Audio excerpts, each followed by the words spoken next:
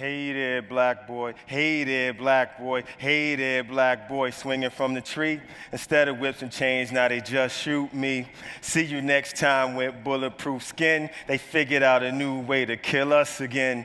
Hands up, don't shoot is what we say. I can't breathe, don't kill me that way. My spirit don't die. God loves me. Tell the pearls of the world and newborn babies. Ferguson, Missouri is an epidemic, not a situation. If it's not an epidemic to you, that means it's not affecting you yet. I bet if a group killed countless people, a group like you, it would be an epidemic to you. But hold up, stop and frisk this. Around the age when I was old enough to go outside and play by myself, my mother said, boy, when you get stopped by the police, if you get stopped by the police, because they do that sometimes, don't do anything that might get you killed or locked up. In fact, stay in this neighborhood, on this block, in front of this building, so that you're close to home, baby. And that's exactly where these boys are murdered, in their neighborhoods, on their blocks, in front of their buildings, and close to home. This is poverty of a soul living in a wealth of pain. How do you explain ripping the life out of an unarmed body? And I don't know what to say. So I begin to act like my name is Michael, Erica, Oscar, and I lived in Ferguson, Brooklyn, and Oakland, living like them black boys do, dying like them black boys do. And they say 2-5, please don't overreact because black boys are under attack. And that's mostly said by those whom are not black. And I feel like I'm under attack. See, it's hard being human when you started out as property. It's hard being human when you're the anomaly. It's hard being human when you're called minority. Understand, it's hard being human when you learn that once you consider just 3/5 of one. See us as heartbeats and not target sheets. And this ain't just about black boys or 200 kidnapped girls or condemning all the police in the world. This is about deconstructing systems of oppression, breaking away from the chains, unshackling our brains, and seeing all humans as humane. Turn down for what? This gives us every reason to simply turn up. Let's sacrifice, like unlace our eyelashes. Let them flutter to the floor.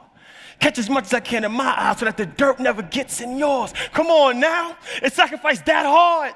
Or is it uncomfortable? Is privilege a right? Or is it comfortable? Ferguson, Missouri's deconstruction of the myth that we live in a post-racial consensus. See, we either work together or remain separate forever. Not a moment, but a movement. How much death does it take before we see life? They've been murdering black men since Jesus Christ. And the Lord said, Black lives matter. Everybody matters. Not just white bodies matter. But when young white bodies get snatched, everything is used to catch those body snatchers. But not kidnappers of black and brown bodies. It's true. Check 1776, 1812, and 1492. When white bodies leap from roofs, remember, black and brown bodies fight suicide too. Recognize that darker bodies get raped too, just like white bodies do. But it seems to not matter till it happens to a white body. But any body that's hurt should have some body alert, a body that can assist in the matter. We all matter. When black and brown bodies get hurt, it should hurt white bodies too until those bodies are rescued. All I'm asking is if somebody can remind everybody that nobody is a nobody, that black, brown, and white bodies are all beautiful human bodies.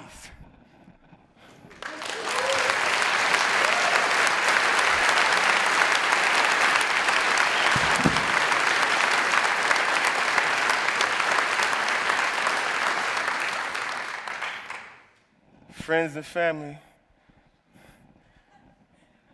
we need each other now more than ever before.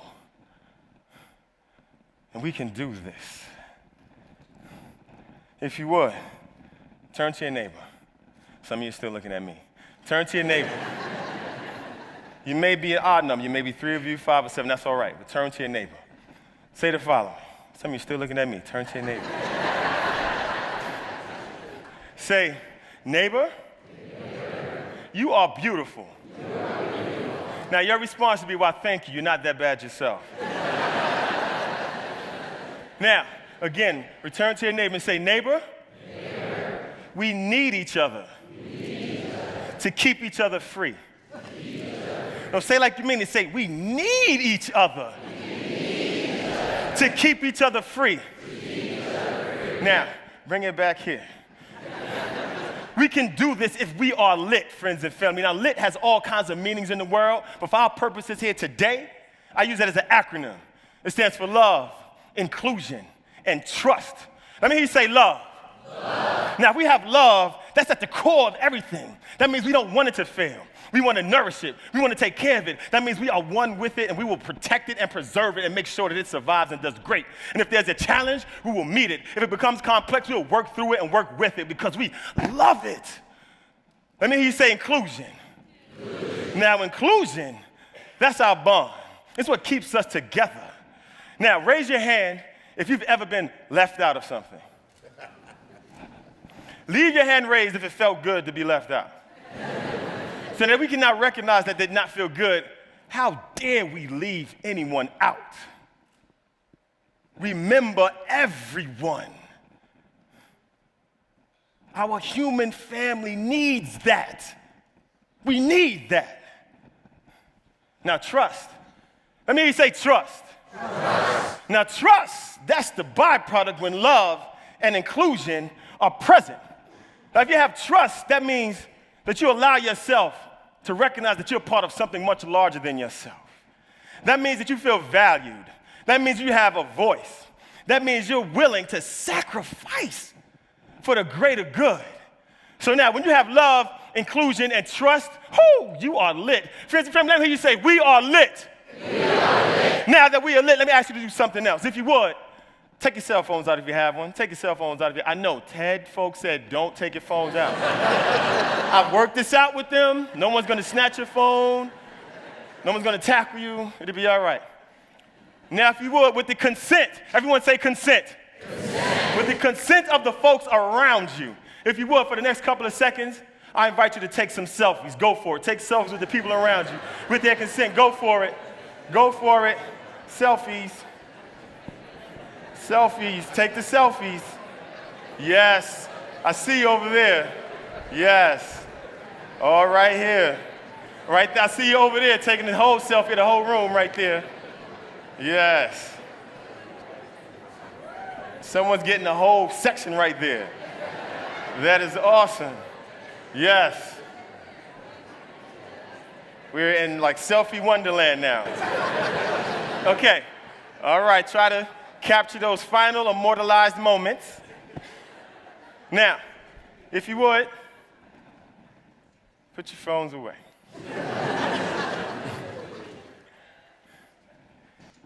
If you allow yourselves to recognize it, there was a magic moment that just took place.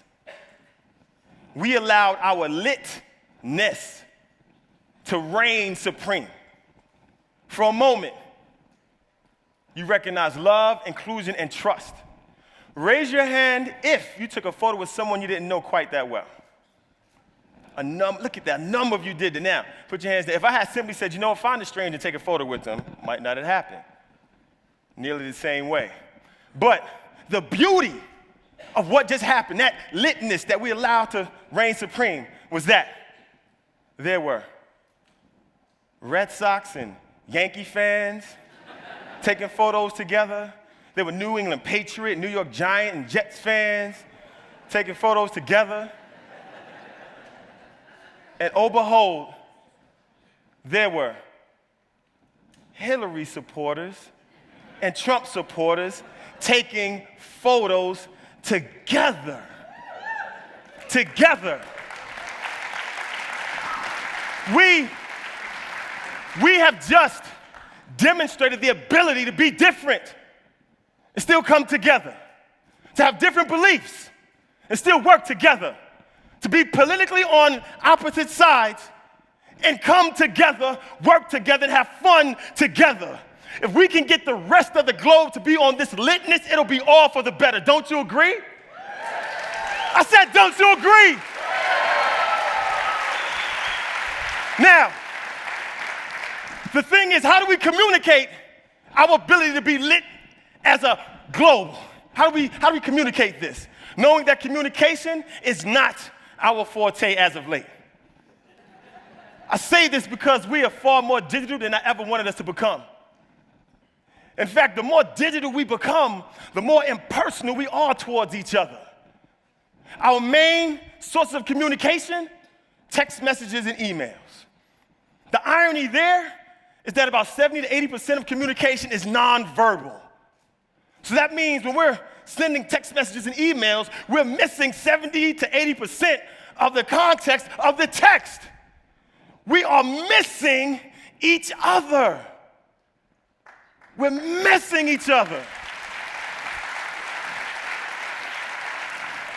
Now that we figured out how to be lit and we have light, and friends and family, when you have light, you're providing it in the darkest of places. And I tried to figure out how can we provide light in the darkest of places. So I came up with this thing called the Freedom Team.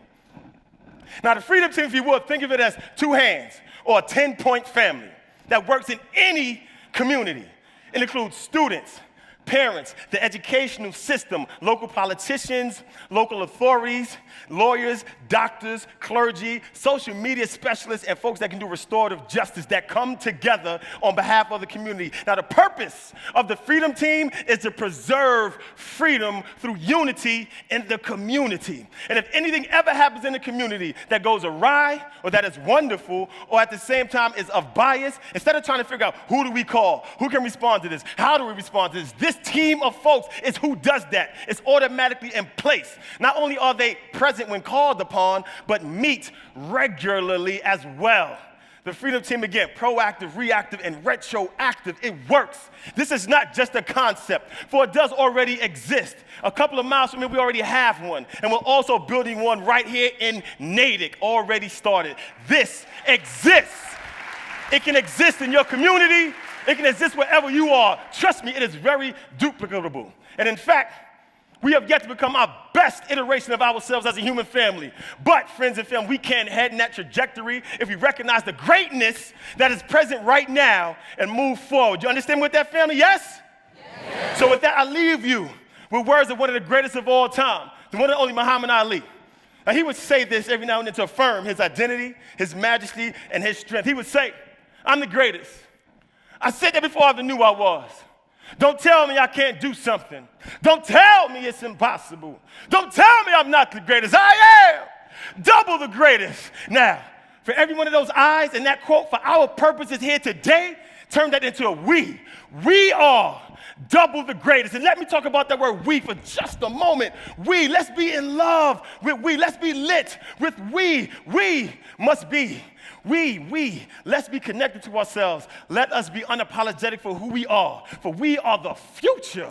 We are driven by love and a passion for solidarity in the human community. And it is frustrating when lives are not valued. Therefore, we must never sever our efforts for peace and equality. Friends and family, if you're able to, if you would, please rise to your feet. If you would, please rise to your feet. And as you rise to your feet, let me hear you say the following. Say, we are lit. No, you're almost. Let the whole world hear us say, we are lit. We are lit. Let me hear you say, we are double the greatest. One last time, we are double the greatest. Friends and family, give yourselves a round of applause. Let's move forward in unity and love. Thank you.